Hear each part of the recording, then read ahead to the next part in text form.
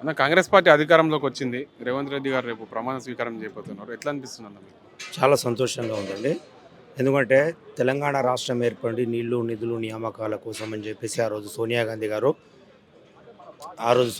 గారు పెద్ద మనసు చేసుకొని పిల్లలు చనిపోతున్నారని చెప్పేసి అమరవీరులకు అమరవీరులకు గుర్తించి ఆ రోజు తెలంగాణ రాష్ట్రం ఇస్తే అలాంటి తెలంగాణ రాష్ట్రాన్ని ఒక నియంత పాలించిండు 10 సంవత్సరాలు. ఆ నియంత ఏం చేసిండంటే నీళ్లు, నిధులు, నియామకాలు ఎవరికి ఏం చెందకుండా తన ఫ్యామిలీ వరకు, తన కుటుంబం వరకు మాత్రమే అన్ని స్వాధీనం చేసుకొని తెలంగాణ ప్రజలని భిక్షగాళ్ళుగా మార్చేసిండు కేసీఆర్ గారు. అలాంటి 10 సంవత్సరాల తర్వాత ప్రజలు తెలుసుకొని ఇవాళ అరే ఈ మన పిల్లగాళ్ళు చనిపోతున్నారు, నీళ్లు, నిధులు, నియామకాలు లేవు, ఏం లేవు, పరీక్ష పెడితే సరిగా పేపర్ లీకులు ఉన్నాయి, పరీక్ష సరైన విధానం లేదని చెప్పేసి ఆ రోజు ఆలోచించి పెద్ద మనసు చేసుకొని పిల్లలు చనిపోతున్నారు, వీళ్ళకి చావులని మనము ఆపాలని చెప్పేసి పెద్ద మనసు చేసుకొని 65 సీట్లు ఇచ్చారు కాంగ్రెస్ పార్టీకి. చాలా సంతోషంగా ఉంది, చాలా సంతోషం. రేపు ప్రమాణ స్వీకారం ఉండబోతుంది, చాలా హ్యాపీగా ఉంది. ఈ 6 గ్యారెంటీలు ఏవైతే ఉన్నాయో అవి అమల్లోకి వస్తాయంటారా అన్న? ఖచ్చితంగా వస్తాయండి. ఎందుకంటే గతంలో ఏదైనా సరే సంక్షేమానికి మారు పేరు కాంగ్రెస్ ప్రభుత్వం. అంతకుముందు కూడా ఉమ్మడి రాష్ట్రంలో ఉన్నప్పుడు కూడా వైఎస్ఆర్ హయాంలో కావచ్చు, కిరణ్ కుమార్ రెడ్డి హయాంలో కావచ్చు అనేక సంక్షేమ పథకాలను ప్రవేశపెట్టి అవి అమలు చేసిన చరిత్ర కాంగ్రెస్ పార్టీకి ఉన్నది. ఇవాళ ఏం కొత్తగా ఏం లేదు. కాబట్టి ఖచ్చితంగా ఇది 6 హామీలు ఇచ్చింది కూడా ఆషామాషి వ్యక్తి కాదు, స్వయాన సోనియా గాంధీ ఇచ్చారు. కాబట్టి ఖచ్చితంగా అమలై తీరుతాయి.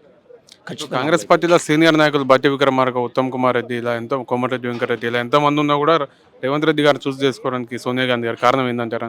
అట్లేం లేదండి. ఎందుకంటే కాంగ్రెస్ పార్టీలో అంటే కార్యకర్తల్లో ఒక ఉత్సాహాన్ని నింపి పని చేయించింది మాత్రం నిజంగా రేవంత్ రెడ్డి పిసిసి అధ్యక్షుడైన తర్వాతనే.